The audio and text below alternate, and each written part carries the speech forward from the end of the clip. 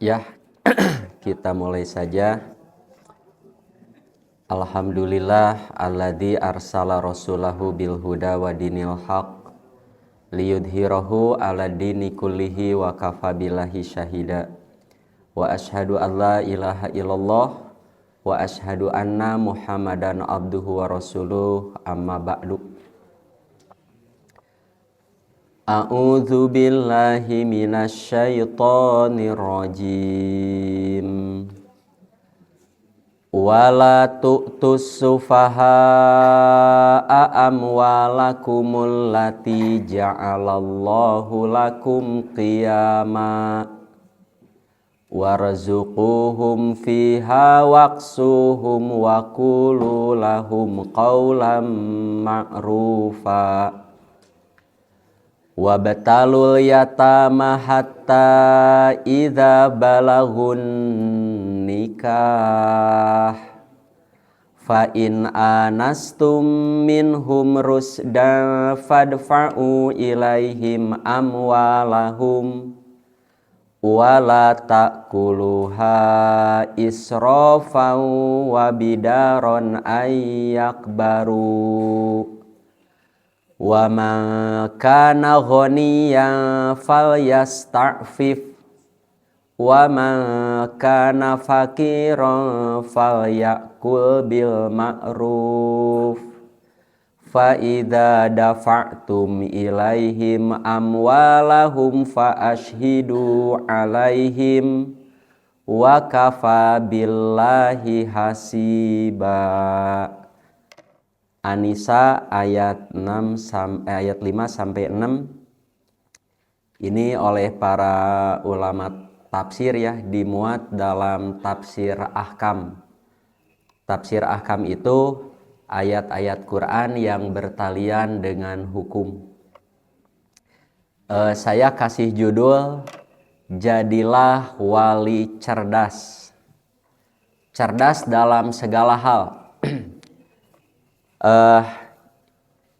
Coba kita baca terjemahnya dulu ya. Ini satu poin nih. Wala tu'tus sufaha'a amwalakumul lati ja'alallahu lakum qiyama. Janganlah kalian serahkan kepada orang-orang yang belum sempurna akalnya harta mereka yang ada dalam kekuasaan kalian. Nah, ini begini. Sepasang suami istri. Ya, sepasang suami istri misalkan punya anak 3, masih kecil, belum balik. Nah, ditinggal mati oleh ayahnya yang masih muda. Kebetulan rezekinya sultan. Ya, sebab lamun rezekina harta warisna ngan 30.000 moal dibahas di Quran.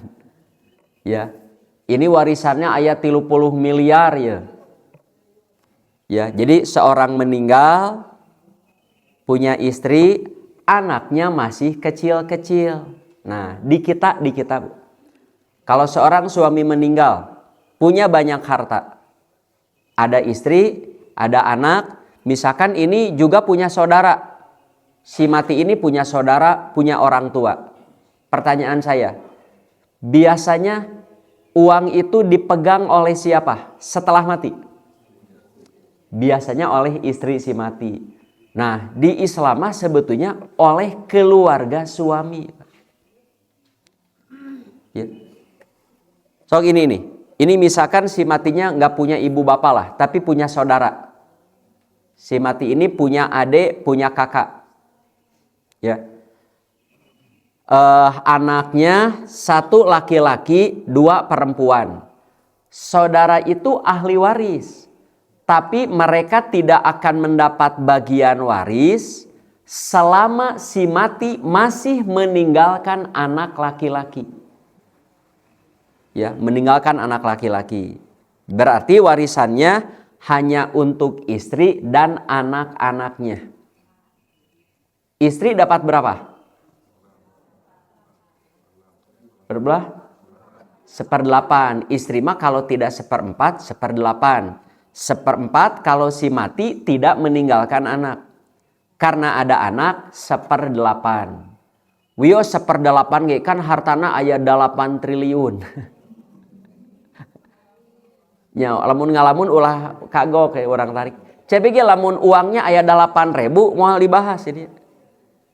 Ya, uangnya aya 8 miliar we. Berarti istrinya dapat 1 miliar. Sisanya 7 miliar buat anak-anaknya. Yang 7 itu dibagi 6. Begitu kan? Yang 7 itu dibagi 6. Nanti yang anak laki-laki bawa 2 bagian, yang perempuan sebagian. Ya, bagi 4 ya, bagi 4. Yang laki-laki 2, yang perempuan 1-1. Nah, biasanya uang atau harta si anak itu kan dipegang ibunya. Di kita biasanya begitu. Padahal yang paling berhak itu saudara-saudara ayahnya. Saudara-saudara ayahnya. Itu yang lebih berhak. Ya, boleh oleh ibunya, boleh. Nah, si ibu atau siapa saja yang memegang harta anak yatim, kan itu anak yatim. Ya.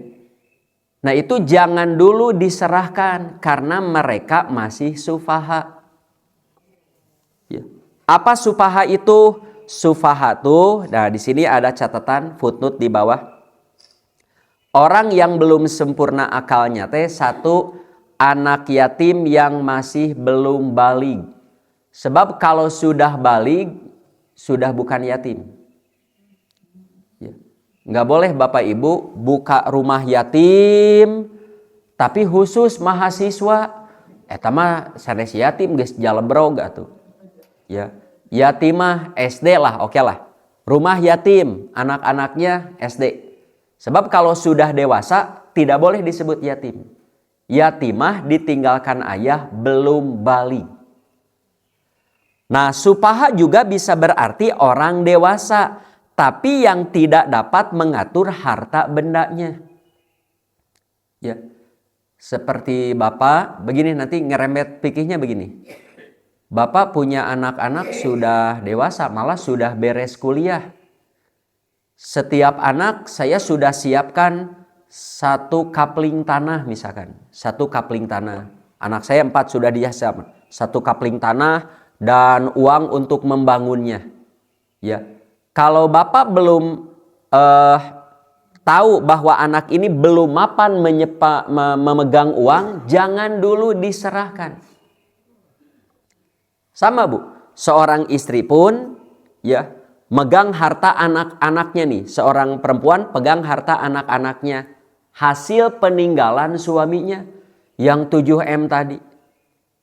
Jangan mentang-mentang ini, harta warisan, bikin we dahaknya. Anak-anaknya masih kecil. Ya, jangankan sampai miliaran. Begini saja Bu. Ibu punya anak atau cucu masih kelas 2 SD. Ngan akina bager akina teh. Yeh nitip yang incu aki tah aya 100 juta. Untuk cucu yang baru kelas 2 SD. Yang 100 juta oleh ibunya mau langsung dikasihkan?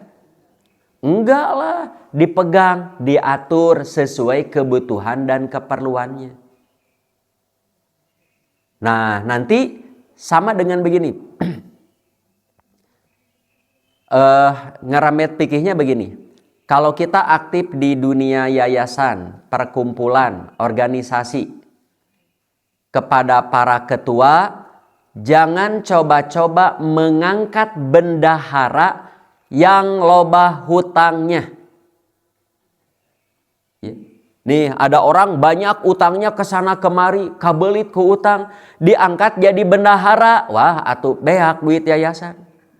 Ya, jangan, bahaya itu. Ya, orang yang punya masalah dengan utang piutang, bermasalah. Jangan dijadikan bendahara. Ya, versi saya dia sufaha. Sufaha juga bisa seorang istri yang tidak pandai mengatur harta suaminya. Mulai menikah, gajinya 3 juta misalkan. Ya, tiap bulan 3 juta. Tapi belum tanggal 1 sudah habis. Tanggal 15 sudah habis. Seiring waktu gajinya naik, di tengah bulan sudah habis. Gaji berapapun tengah bulan habis. Nah, saran dari saya, perempuan begitu mah dialas. Dialas. Saya pernah Pak ngajar privat anak kecil dulu. Dari mulai bujangan sampai punya anak berapalah 2 atau 1-nya. Ngajar 3 orang ada anak-anak. Tapi yang curhat ibu bapaknya yang sering curhat. Urusan rumah tangga. Ya. Pertama istrinya dulu. Pak Ustadz, kan gaji suami itu kan semuanya harus diberikan kan kepada istrinya. Kata suami, enggak Pak Ustadz kan enggak begitu. Rame Pak. Ya. Coba Pak, sebelum moneter saja, si bapak itu gajinya sudah 7,5 juta Pak. Sebelum moneter, coba. Dan Ustadz, saya nggak apa-apa, saya diberikan kepada istri, atur dengan baik. Habis sebelum tanggal 1 habis. Waktu saya gaji 1,5 juta, 2 juta. Sekarang gaji saya 7,5 juta Ustadz. Besar sekali waktu itu. Habis. Ya. Sedangkan kita harus nabung untuk nyervis mobil, untuk renovasi rumah, kesananya mungkin untuk berhaji, berumroh. Kan bagus itu. Ya. Saya kalkulasikan Ustaz. Ya, makan sebulan berapa, bayaran anak, jajan dan lain sebagainya.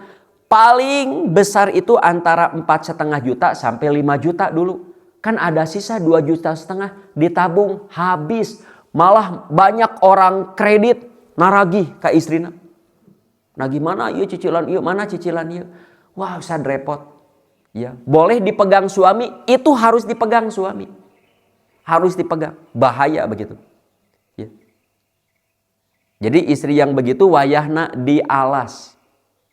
Jangan berikan harta kepada orang-orang yang belum mapan. Ya. Harta mereka yang ada dalam kekuasaan kalian, khususnya waris tadi. Sok teraskeun. Nah, kadituna warzukuhum fiha, tapi tetap ya kamu harus berikan mereka belanja. Belanja di sini biaya makannya perhatikan. Dari uang itu pakai.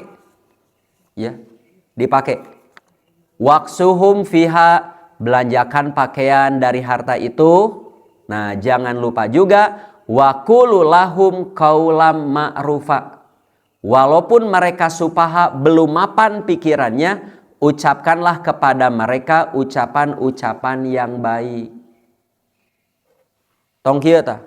Moal waka dibikeun, maneh mah boloho keneh, tah teu kenging kitu, enggak boleh. Ya.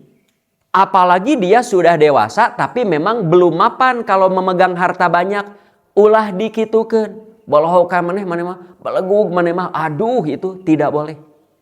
Ya. Apalagi ke anak-anak. Ya, jaga. Nah, coba Bu. Kira-kira kuat tidak Bu? Puntennya orang ngambil contoh. Wios ibu lah. Ibu misalkan ditinggal mati suami di saat masih muda. Anak-anak masih kecil. Ya, kebetulan suami ibu teh kaya raya. Ibu dari peninggalan suami kan hanya 1/8. Nah, sisa yang 7/8 yang banyak ini rawat dengan baik. Ya, boleh dipakai biaya anak-anaknya. Nanti setelah anaknya dewasa, kelihatan sudah mapan, pasrahkan. Tuh ayat berikutnya, wabtalul yatama hatta idza balagun nikah. Ujilah anak-anak yatim itu.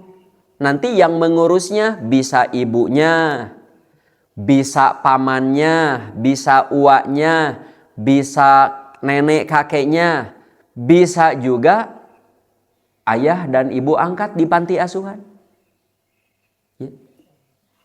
Ada anak-anak ditinggal mati, ibu bapaknya hartanya banyak. Keluarganya nggak ada yang mengurus, boleh diambil alih oleh yayasan. Ya, rumahnya jaga, hartanya jaga. Boleh dipakai biaya sehari-hari, ya, dan uji mereka, uji sampai mereka cukup umur untuk menikah. Nomor 2 di bawah. Yang dimaksud uji di sini mengadakan penyelidikan terhadap mereka tentang kualitas agamanya. Lihat, ya, lihat sholatnya baik tidak, kejujurannya, kamah cina, ya, baca Qurannya, lihat usaha-usaha mereka, lihat kelakuannya dan lain-lain sampai diketahui bahwa anak itu dapat dipercaya. Katingali mapan. Nah, artinya para wali ini harus dekat dengan yang diurusnya. Kalau ngeremet di fikih keluarga, kan ayah itu wali utama kan. Seorang ayah itu wali utama bagi anak-anaknya. Ayah itu harus cerdas. Ya, harus tahu perkembangan anak. Ya, juga ibunya, apalagi ibunya. Jangan sampai begini Bu, ini terjadi di Eropa sekalipun. Banyak anak-anak yang hobi dan cita-citanya yang tahu hanya pembantunya. Ibu bapaknya tidak tahu apa hobinya, apa cita-citanya. Dites oleh psikolog jeung psikiater.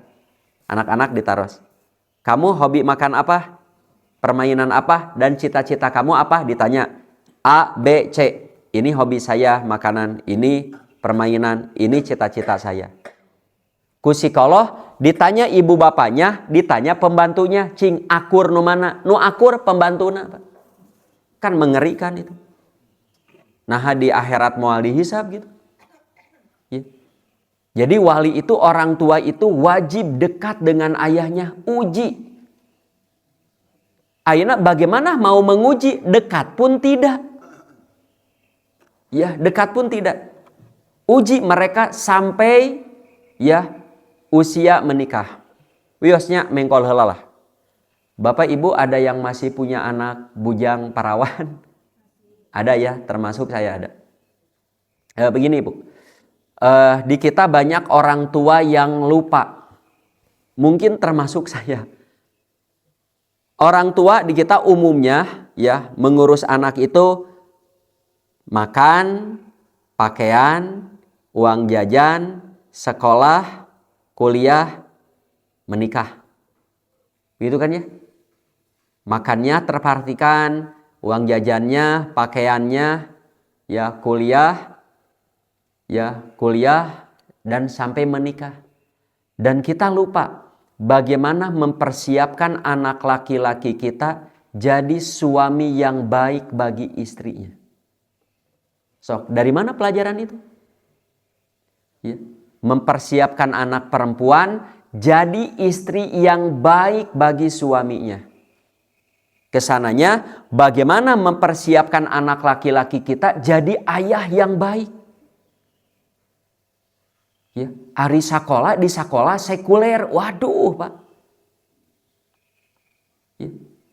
Kita ingin ke anak, kamu harus baik, ke istri kamu harus baik. Ari urangna sebagai ayah tidak pernah memperlihatkan peran suami yang baik di keluarga. Mau dari mana dapat? Sama, seorang ibu ingin anak perempuannya setelah menikah jadi istri yang baik bagi suaminya. Jadi ibu yang baik bagi anak-anaknya. Tapi di rumahnya ibunya jarang kelihatan, jarang panggih, jarang berinteraksi. Dari mana coba? Ya, saya tidak aneh ketika banyak orang tua muda ya, bapak-bapak muda, ketika istrinya bekerja, pas istrinya minta nafkah, Pak mana nafkahnya? Yang naon minta kan maneh boga gaji, ta eta salaki boloho eta. You know boloho. Maknya nyarios gitu suami. Ya. Mah tolong anu antak saya. Nah urang wae. Ya, mana ge atuh sarua gawe nyusuhan dan lain sebagainya. Mahnya suami istri pas saya urusan nu kitu. Ya. Coba kalau dipersiapkan sebelumnya. Ya, dipersiapkan sebelumnya. Ya, seorang ibu harus sering memperlihatkan peran istri di rumahnya. Bagaimana melayani suami. Si anak perempuan itu harus tahu. Begitu juga seorang ayah, ya, seorang bapak ketika kepada istrinya bagaimana memperlakukan istrinya, itu harus sering dilihat oleh anak laki-lakinya. Harus sering, ya. Kata siapa tuh? Ibu Eli Risman kalau nggak salah. Kalau seorang anak laki-laki ditanya, "Nak, kamu mau nggak nanti punya istri yang seperti ibumu?" Kalau si anak laki-laki itu senyum, "Mau saya punya istri yang seperti ibu saya." Nah, berarti ibunya sukses. Sukses. Memerankan istri, memerankan ibu di keluarga sukses. Kalau seorang anak laki-laki ditanya, "Mau nggak kamu nanti punya istri seperti ibumu?" Mau orang. Ya, orang boga pamanjikan juga indung orang. Mau. Ya, si mamah mah pasea wae jeung si bapak. Nyarekan wae kasih bapak. Wah, gagal itu, jadi istri gagal, jadi ibu gagal. Ya. Sebaliknya, anak perempuan kalau ditanya, "Nak, mau nggak kamu punya suami seperti ayahmu?" Kalau jawabnya senyum, apalagi mau, berarti ayahnya sukses. Memerankan suami, memerankan ayah sukses. Tapi kalau anaknya pas menjawab, "Mau punya suami seperti ayah kamu?" Mau, waduh eta. Gak mau Oh, si ayah mah galak kasih bapak. Nyabok wae. Ya pelit pisan. Nah, berarti gagal. Jadi suami gagal, jadi ayah gagal. Sok coba mau tanya anak-anak kita. Tanya. Takutnya. Wios imat tahadus bini mah ya. Yang paling gede juga anak kedua saya.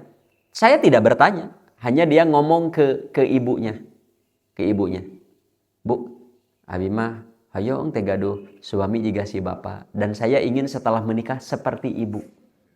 Yes. Tos nikah teh hoyong juga ibu tos di bumi we ngurus rumah tangga we, ngurus anak, ngurus keluarga. Ya. Biar suami yang di luar. Ya, suami adem ayem di luar karena urusan rumah tangga ada yang mengurus. Istri pun betah di rumah, betah ngurus nanaon betah karena ada yang memperhatikan. Nah, nanti lanjutan ini pembahasannya ini. Jangan tinggalkan generasi lemah. Jangan tinggalkan generasi lemah.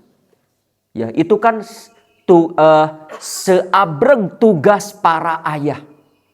Jangan tinggalkan generasi lemah. Kabayang tugasnya seperti apa?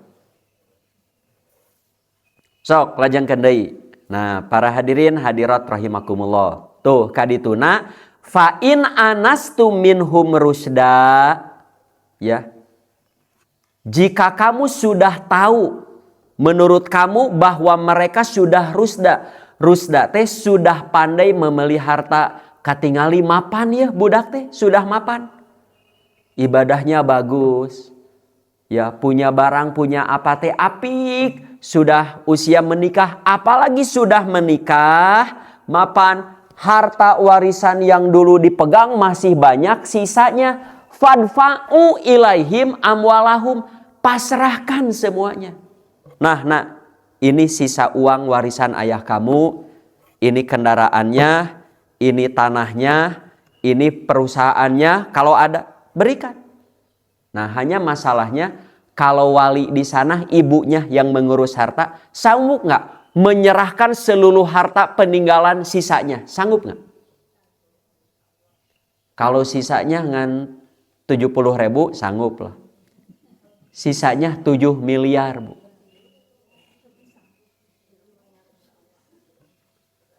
Atau bapak lah, bapak yang jadi uaknya. Bapak teh uak atau paman lah. Yang mengurus harta anak yatim. Ya, mengurus harta anak yatim karena ibu bapaknya meninggal, hartanya banyak.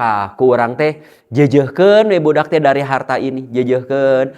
Sekarang anak-anak yatim ini sudah pada dewasa. sudah mapan. Ya, anak-anak tidak tahu bahwa harta peninggalan itu adalah milik anak-anaknya. Bapak sanggup gak menyerahkan seluruh hartanya? Nah, itu ujiannya, Pak. Ya. Di sini mah sanggup. Lamun orang boga loba pangabutuh, sanggup tidak?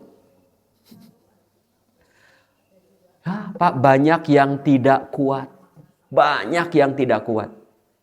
Jangankan harta orang lain, kadang-kadang harta anak sendiri diembat, Pak. Tidak sedikit yang begini, budak mah biayaan, sekolahkeun, nikah, sudah punya suami, kan aya nu ngurus, biar harta waris nambah da abg milu ngurus. Hati-hati. Kalau sisanya mungkin hanya 100-200 ribu, ia ambil wajar. Tapi kalau sudah bermiliar-miliar, Pak. Ya, kalau sudah bermiliar-miliar. Sok salajengna. Tuh kadituna, mengapa sampai ada larangan ini? Karena terjadi dari dulu sampai sekarang terjadi yang begini. Wala ta'kuluha isrofa wabidaron ayak baru. Jangan kamu makan secara berlebihan. Artinya yang mengurus harta anak yatim, baik ibunya, pamannya, uaknya, atau di rumah yatim, atau bapak ibu angkatnya, jangan memakan harta anak yatim secara berlebihan. Artinya boleh makan, boleh memakai, tapi jangan berlebihan. Sakumaha berlebihan teh, selebih dari jasa kepengurusan. Contoh, ibu bekerja di yayasan yatim piatu atau di rumah yatim, bekerja jadi tukang masakna. Ya, anak yatimnya ada 100. Ibu yang bagian masaknya menyediakan sarapan, makan siang, malam sarapan. Cing lamun digaji kira-kira sabaraha? Boleh digaji? Boleh. Berapa kira-kira? Kira-kira. Ya. Masak nyediakan sarapannya ya antara 3 sampai 4 juta. Anggap saja besarnya 4 juta. Jadi lebih dari 4 juta itu isrof. Hukumnya haram. Kata Asy-Sya'bi mah, bagi orang yang mampu, kalau ibu bapak orang mampu, mapan, ya itu jangan memakan harta anak yatim. Termasuk ibunya. Seorang istri ditinggalkan mati suami, tapi dia pegawai negeri, malah pejabat negara yang gajinya puluhan juta. Peninggalan suami ada, dia dapat waris. Tapi kebanyakan kan pasti untuk anak-anaknya. Sebaiknya tidak mengambil sedikit pun. Ada ulama berpendapat, orang yang mampu mengurus harta anak yatim, maka hartanya itu seperti darah dan bangkai yang haram dimakan. Kalau fakir kita butuh, boleh makan. Tapi jangan isrof. Bapaknya meninggal, hartanya banyak, peninggalannya. Dia sisihkan harta warisnya. Ada banyak harta, beliin mobil untuk kepentingan pribadi, belikan perhiasan untuk kepentingan pribadi. Baik da budak mah teu apaleun, tah kade bisi kitu. Apalagi kalau dia menikah dengan suami yang baru. Bagaimana kalau suami yang baru ini menikmati harta anak yatim itu? Waduh, eta bu harus apik. Ya, diuji kejujuran. Ya, diuji ketakwaan kita, keimanan kita. Jangan makan secara berlebihan, juga jangan tergesa-gesa membelanjakan sebelum mereka dewasa. Mengapa ada larangan ini? Syahwat manusia itu kesana, Pak. Syahwat manusia itu. Sok, ulah yatim ya lah, kieu Pak. Naon atunya? Nya kieu lah ada anak tetangga baraya yang kaya raya, tapi si anak ini belum sadar bahwa dia kaya. Karena kan tadi supaha. Ditinggalkan ibu bapaknya. Kita punya tanggung jawab mengurusnya. Hartanya triliunan. Kuat mau apa?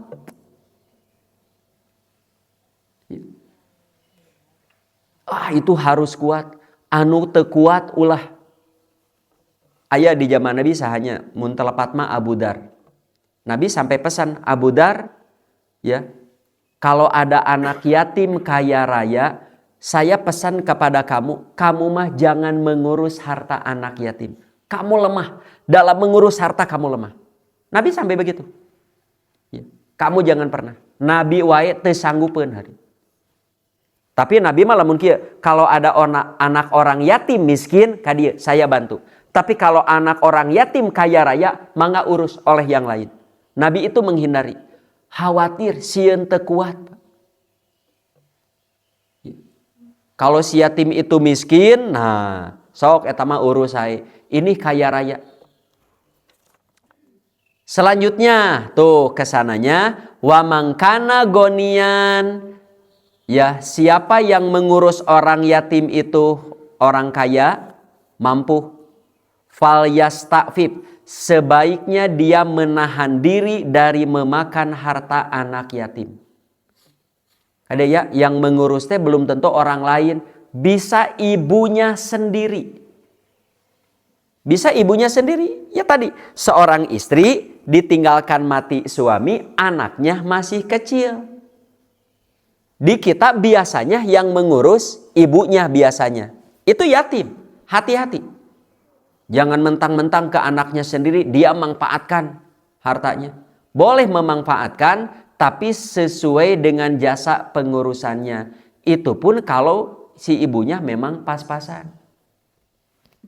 Ya. Tapi kalau kaya raya, dia bekerja, dia mampu, sebaiknya jangan. Tuh wa mangkana fakiron, siapa yang fakir, dia mengurus orang yatim, fal yakul bil ma'ruf. Boleh makan dengan cara yang ma'ruf. Cara yang ma'ruf teh bahasa saya mah memakan sesuai dengan jasa kepengurusannya. Bendaharanya boleh digaji? Boleh. Berapa? Eta gaji standar berapa? Boleh ketuanya? Boleh. Tapi kalau para pengurusnya orang-orang kaya, sebaiknya jangan. Pak, Bu, hadirin hadirat rahimakumullah. Sebelum ke poin berikutnya ya. Ini begini. Kita misalkan punya yayasan yatim. Ya, punya yayasan yatim. Terus karena sudah tidak sanggup mengurus, tos bubar weh yayasan teh bubar. Da ayeuna anak-anak tos sudah pada besar. Tapi uang yayasan masih ada 100 miliar. Milik siapa itu? Milik yatim, karena kita pun proposalnya ini untuk yatim, untuk yatim. Ketika bubar, pasrahkan kepada mereka. Ya, jangan dibagi-bagi kepada pengurusnya, walaupun anak-anak itu tidak menuntut, tidak ngomong apa-apa. Ya. Karena akadnya ini untuk yatim. Si pengurus mah dapat dari jasa pengurusannya. Kalau dia sudah tidak mengurus, pasrahkan. Tuh tinggal. Fa'idha dafa'tum ilaihim amwalahum.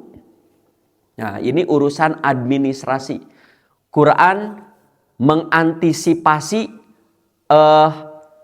mengantisipasi bahaya, antisipasi cekcok, antisipasi piributeun, pipaseaeun tinggal. Ya. Jadi apabila kamu menyerahkan harta mereka, sisanya menyerahkan. Ya, artinya kan si wali ini dituntut jujur, dituntut adil, serahkan. Nah, ketika menyerahkan jangan lupa fa ashhidu alaihim, hendaklah kalian mengadakan saksi-saksi dan bukti-bukti bahwa saya sudah menyerahkan seluruh hartanya. Nih, uangnya sisanya sekian. Bagi rata misalkan. Nah ini tanahnya, ini rumahnya. Tulis. Nah ini uang sudah diserahkan, tanah sudah diserahkan, rumah, kendaraan. Tulis. Adakan saksi. Untuk apa? Untuk menghindari pengingkaran. Kebilih kia Pak. Kita pasrahkan saja. Gak ada saksi, gak ada bukti. Suatu ketika anak-anak yatim itu menuntut kepada kita. Pak, mana rumah saya, tanah saya, kan saya sudah pasrahkan dulu. Mana buktinya sudah dipasrahkan? Belum. Sok, kumaha Pak? Nah, sama dengan begini, Pak. Kita ketitipan rumah, punya tetangga atau saudara, berangkat haji sekeluarga, rumahnya kosong, dititipkan ke orang sebagai tetangga atau saudara. Nah, ini saran dari saya, ketika menitipkan rumah, fotoan, rumahnya fotoan, video, di dalamnya ada apa saja video. Ya. Nanti ketika mereka pulang haji, ketika menyerahkan itu, nah sesuai, ya saya mengembalikan utuh, nggak ada yang hilang. Sebab kalau nggak ada bukti begitu, nanti di saat pulang, Pak, mana laptop Abi di bumi? Da teu aya laptop, aya laptop, teu aya, aya. Sok, kumaha apa lamun gitu?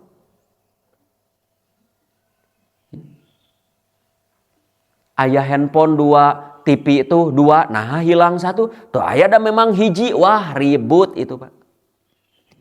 Sama, ada orang nitip mobil ke rumah Bapak karena Bapak punya garasi lega misalkan. Ya, si tetangga kita punya mobil, tegaduh garasi. Dia pergi ke luar negeri atau ke luar kota, Pak nitipnya mobil hiji, saranti Abi fotoan heula. Kondisi mobilnya fotoan. Dalamnya fotoan, kondisi mobil. Ya. Terus apakah STNK-nya dikasihkan atau tidak? Tapi kedah ada catatan. Kalau tidak ada, bahayanya tidak kecil. Ketika orang itu pulang, Pak Abi bade nyenak mobil, iya. Pak naha mobilna eta pantokna kagores 2 panel. Dan memang dititipkan oke kagores. Teu teu kagores, kagores henteu pasea. Ya, pasea. Tapi kalau ada bukti, tuh Pak. Waktu Bapak menyerahkan ku Abi di fotoan tuh. Aya kagores kan? Sama dengan menyerah. Ya. Nah, tip mobilna teu aya, dan memang teu aya tipan, aya teu aya tuh ku Abi tos di fotoan teu aya tipna. Pak, mana STNK-na? Kan saya sudah catat waktu menyerahkan tanpa STNK. Ya. So Pak, Quran sudah mengantisipasi begitu. Ini pikirnya merembet, bukan masalah mengurus orang yatim. Urusan administrasi sing apik. Apalagi kita ketitipan tanah wakaf. Ada orang datang kepada kita nih ke Baitul Mukmin, mau wakaf tanah, berikut bangunannya kanggo madrasah, kanggo gedung serbaguna, kanggo kepentingan ieu we, misalkan Baitul Mukmin. Pengurus terima kasih, ambil saja tanpa ada kepengurusannya. Waduh, bahaya pengurusan surat-surat. Selama orang yang wakafnya masih hidup mungkin masih aman. Tapi kalau sudah meninggal, padahal tanahnya kita sudah bangun jadi madrasah, ya maju saja. Tiba-tiba ahli waris si pewakaf datang. Dia kan da eta mah tanah nu Bapak Abi, bangunan nu Bapak Abi. Cek pengurus datos diwakafkeun, mana bukti wakafnya? Mana bukti penyerahannya? Tidak ada. Apalagi di sertifikatnya masih atas nama pewakaf. Ngadu ka pengadilan mana ge moal kenging moal. Itu terjadi Pak di kita. Ribut dengan ahli waris. Mengapa? Tidak diantisipasi. Kalau menyerahkan harta, baik yatim atau wakaf dan lain sebagainya, adakan saksi, adakan bukti sing apik. Di saat mereka nuntut, yuk tanah pun bapak, yuk tanah pun aki, sudah diwakafkan. Bukti wakafnya, sudah dibalik nama atas nama yayasan, sudah ber. Nah, kajentenan di Riung Bandung, Pak. Jadi dulu komplek blok naon lah, nggak ada masjid, hanya ada rumah kosong. Kata si pemilik rumah, angge we sholat. Diangge sholat berjamaah. Ya, nah seiring waktu karena kelihatan makmur, nah si yang punya rumah tos kanggo masjid we eta abi wakafkeun. Anak-anaknya tidak tahu.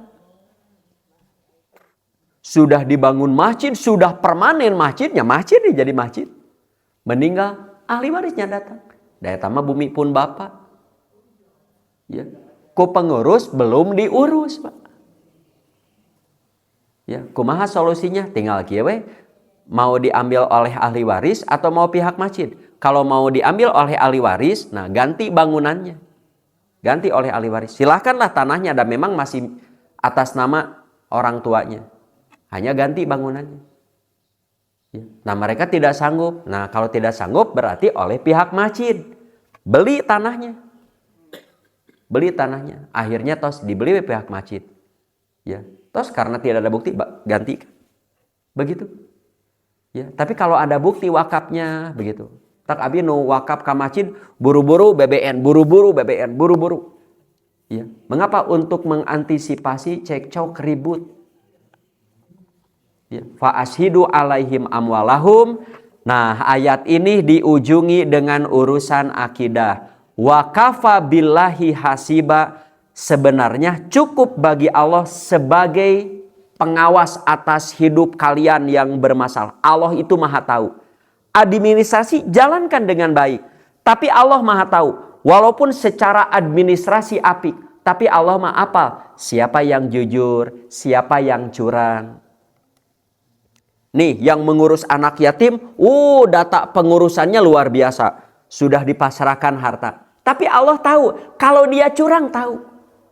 Ada sebidang tanah untuk yayasan. Tapi diatasnamakan adiknya.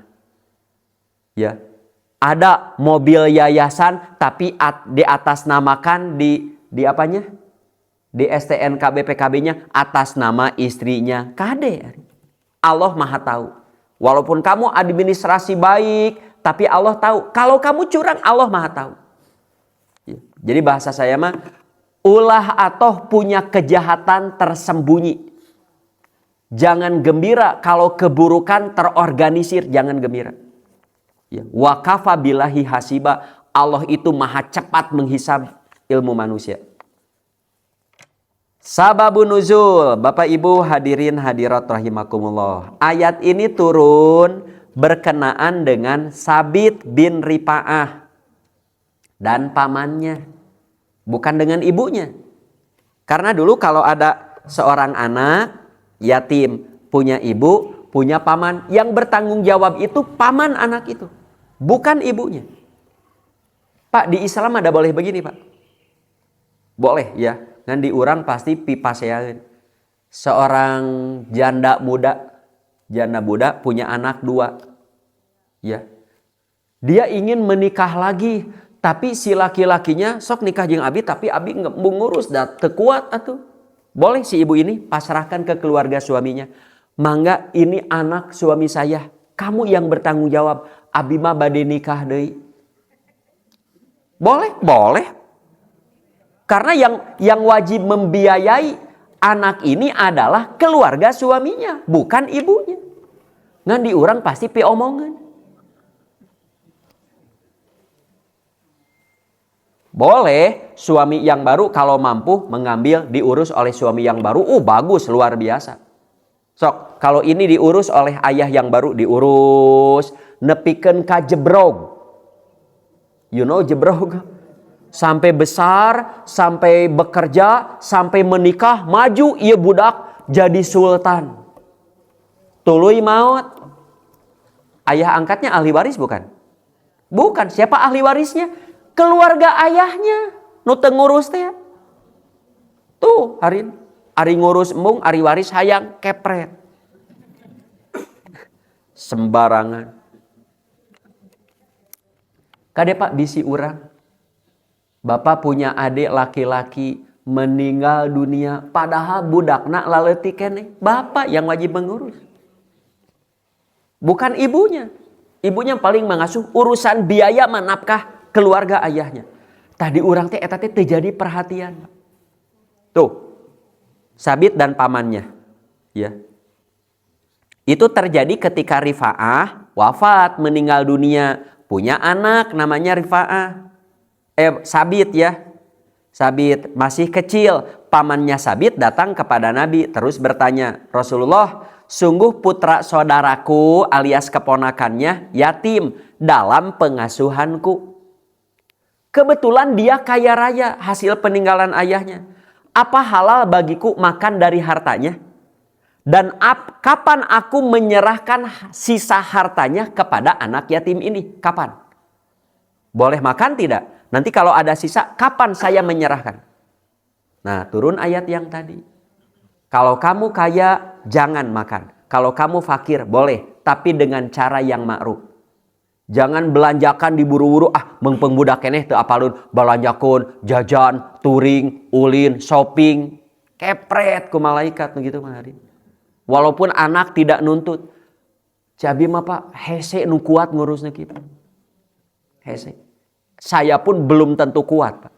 Loba-loba teuing mah. Komo urang loba pangabutuh. Ya, ditakdirkan kita cukup saja, kita cukup. Tapi ningali yatim beunghar pisan mah, Pak. Belikan Lamborghini hiji gitu. Ngabangun pila gitu atas nama istrinya, anaknya. Ya. Kalau hartanya Cak Biki ngan 800.000 kuat.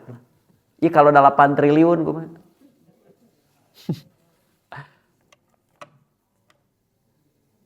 Urang maku saperak 2 perak kita kuat. Sok, siapa sufaha? Nah, saya ringkas saja. Sufaha itu 1, yatim yang belum balig. 2, perempuan yang belum mapan. Kalau usia, belum usia 15 tahun. Ya. Terus kalau di kejadian, kalau laki-laki itu belum mimpi basah. Sekarang belum 15 tapi sudah mimpi basah, dewasa. Kalau perempuan menstruasi. Ada lagi yang menerangkan tumbuh kemaluan.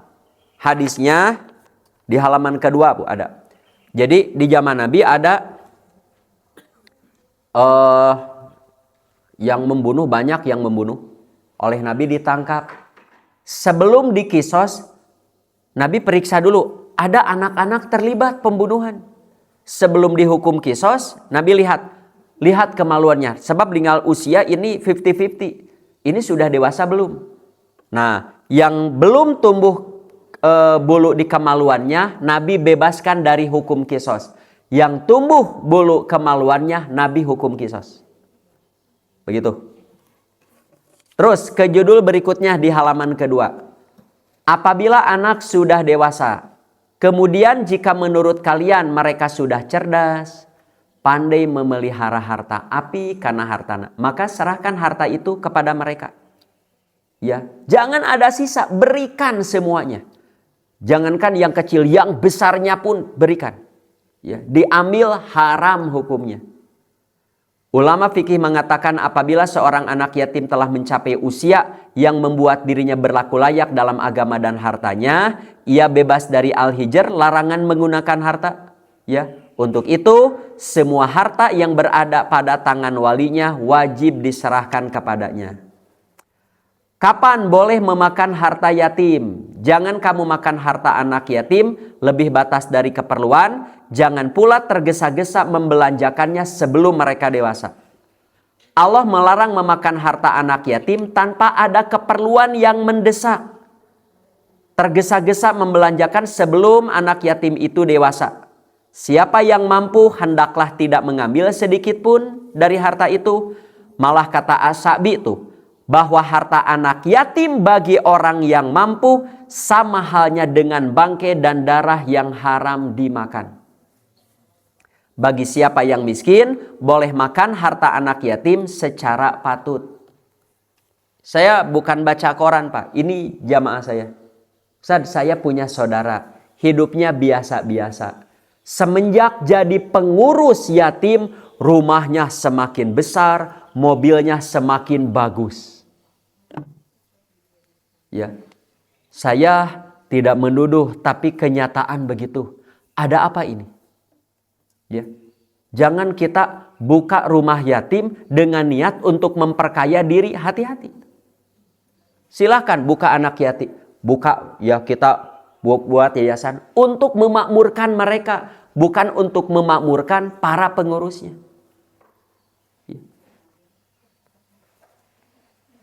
Ya, di kita ada Pak. Lembaga sosial lah untuk menolong fakir miskin. Tapi kenyataan nu makmur teh nu ngarurusna. Nu miskin mah beuki loba. Ya. Pak, boleh nggak buat rumah sakit dari dana zakat? Boleh? Boleh, tapi harus diposkan sabilillah dulu. Poskan fisabilillah. Ya, misalkan pos sabilillah dananya sampai ratusan miliar. Ya, daripada digunakan konsumtif, bangun masjid, bangun rumah tahfidz, makan konsumtif. Sudah sebagian karena uangnya banyak untuk buat rumah sakit, dipakai usaha. Boleh, boleh. Tapi nanti penghasilannya untuk apa? Untuk fisabilillah. Ya. Ongkonya dari dana zakat fisabilillah, tapi aya ulama berobat kadinya anggar we mahal. Ya, anggar we mahal kumaha. Ya, untuk kepentingan fisabilillah, bukan untuk memperkaya pengurus-pengurusnya. Terus tuh, dalam ayat lain Allah menerangkan, wala taqrabu malal yatim illa billati hiya ahsan hatta yablugha as-sudah. Jangan kamu dekati harta anak yatim kecuali dengan cara yang bermanfaat sampai dia dewasa. Nabi pun bersabda, makanlah dari sebagian harta anak yatim boleh, tapi tidak berlebihan, tidak menghambur-hamburkan, tidak menghimpunnya sebagai hartamu. Ya, juga tanpa mengkekang hartamu, tanpa mengganti hartanya dengan hartamu. Aduh, Kade. Ya. Karena begini, Bu, rekening yayasan walaupun itu atas nama yayasan, tetap nomor rekening itu yang tahu itu kalau tidak salah hanya bendahara dan ketua. Ya, kalau bendahara dan ketuanya culas, bisa QRIS we ke rekening pribadinya. Wah, harus nu kuat, bener-bener yang pengurus yatim mah kudu nu mapan hidupnya. Kalau yang tidak mapan, komo loba hutang, loba pangabutuh, wah itu bahaya. Ya. Tuh, Nabi berpesan kepada Abu Dar, sungguh aku melihatmu orang lemah. Aku menyukai bagimu seperti aku menyukai dirimu. Abu Dar, kamu mah jangan memerintah atau mengurus dua orang ini. Siapa? Di antaranya mengurus orang yatim. Anjeun mah ulah naon moal kuat. Adakan saksi ketika menyerahkan harta. Nah, ayatnya, kemudian apabila kalian menyerahkan harta kepada mereka, fa ashidu alaihim. Ya, adakan saksi. Ayat ini merupakan perintah dari Allah yang ditujukan kepada para wali anak yatim. Yakni adakan saksi sehubungan dengan anak-anak yatim mereka. Bila anak yatim mereka telah mencapai usia dewasa dan harta mereka sudah diserahkan kepadanya. Hikmahnya ya banyaklah. Ya, di antaranya agar tidak terjadi pengingkaran dan bantahan terhadap apa yang telah diterima. Ya, Allah Maha cepat menghitungnya tadi. Jadi ini ditutup dengan tauhid ini, walaupun semua orang apik dalam administrasi, tetap yang berlaku curang itu Allah Maha tahu. Ya, dan juga kepada orang yang sudah jujur, sudah adil, tidak ada kecurangan, tapi dituduh curang, dituduh nilep, dituduh anu, tenang. Allah itu saksi hidup kita. Jangan takut tadi. Kalau kita sudah jujur, dituduh tidak jujur, kan ada Allah. Tos sakitu nu tiasa kapihatur. Jadilah wali cerdas teh, wali teh pengurus ya, pengurus yang cerdas. Cerdas dalam segala hal. Sakitu mangga Pak Haji. Apabila anak yatim ditinggal oleh ayahnya, kemudian dengan laporan tidak disyariatkan secara jelas bahwa pengurusan harta itu dikuasai atau dikuasai oleh pamannya dari ayah itu. Artinya kalau tidak ada disyariatkan seperti itu, boleh juga dikuasai oleh atau diatur oleh ibunya. Iya, iya betul. Ya. Itu sebetulnya ada Pak. Ada di zaman Nabi ada seorang perempuan datang ke Rasulullah setelah suaminya meninggal. Ya. Anaknya teh 2 perempuan. Kebetulan ini mah miskin. Si ibunya ngomong begini, Rasul, boleh tidak saya menafkahi anak suami saya? Jawabnya bukan anak saya, anak suami saya. Saya tidak tega melihat anak suami saya terlunta-lunta. Kalau saya membiayainya, apa saya berpahala? Ummu Salamah muntelepatna. Beliau bertanya begitu karena keluarganya tidak bertanggung jawab. Kalau saya mengeluarkan biaya untuk membiayai anak suami saya punya pahala. Naam. Mengapa bertanya begitu? Karena yang utama itu keluarga ayahnya. Jadi kalau ibunya mau mengurus ada pahala? Ada. Boleh mengurus? Boleh. Bagus. Hanya yang prioritas itu keluarga suami. Karena mereka ahli waris terdekat. Pak, seorang meninggal. Ya, seorang meninggal. Ya. Punya saudara. Dia punya juga ibu. Saudara itu warisnya lebih besar, Pak. Saya meninggal. Saya punya ibu, saya punya saudara. Saya meninggal ya, punya ibu, punya saudara. Ibu dapat berapa? 1/6. Hanya 1/6. Sisanya saudara. Ibu hanya 1/6. Sisanya 5/6 saudara. Besar warisnya saudara. Saudara mah sama dengan anak, Pak. Kalau anak meninggal kan ke saudara. Begitu. Tapi mengapa yang bertanggung jawab di kita ibu? Ibu itu bertanggung jawab pengasuhan. Kalau biaya itu ayah atau saudara. Saudara, terutama saudara laki-laki. Begitu. Tapi boleh diurus oleh ibunya? Boleh. Bagus saja. Ya. Kalau pengurusan pengasuhan itu ideal ibunya. Tapi yang membiayai idealnya itu keluarga ayahnya. Nah di kita banyak yang lepas tanggung jawab. Malah di kita mah ada begini. Kalau ada seorang menikahi janda beranak. Di Sunda ini saya tidak tahu kalau di luar Sunda. Ada istilah ngawin janda beranak. Eta teh sarua jeung ngawin budakna. Anu maksudna dia punya kewajiban membiayai anaknya. Ta eta mah goer syar'i tidak syar'i. Boleh ayah baru ini membiayai anak itu boleh. Tapi tidak wajib. Tidak wajib. Apalagi ayahnya masih ada. Si janda ini janda cerai. Anakna laletik keneh. Anggernya biasanya di urang milu ka indung. Ya banyak. Biasanya kali kau ibu. Jadi ketika menikah dengan suami baru. Nah biasanya ini nu tanggung jawab padahal ayahnya. Ya, di kita mah jangankan ditinggal mati. Banyak orang yatim masih punya ayah. Bapak ayah keneh tapi budak teh geus ngarasa yatim. Lantaran bapana borokokok. Jadi diceraikan istrinya cul jeung budakna. Eta mah dosana badag pisan eta mah. Borokokok. Jadi nyerai teh jerai jeung budakna. Jeung istrinya boleh tidak menafkahi. Apalagi dia sudah menikah dengan anak mah nggak bisa. Anak mah anak, we. Ya. DNA mah nggak akan berubah, darah mah nggak akan berubah. Jadi anak mah warisnya selamanya. Istri mah kan jadi ahli waris sementara. Kalau sudah bercerai, habis masa idah, putus. Ya, putus. Tos, jadi apa aja?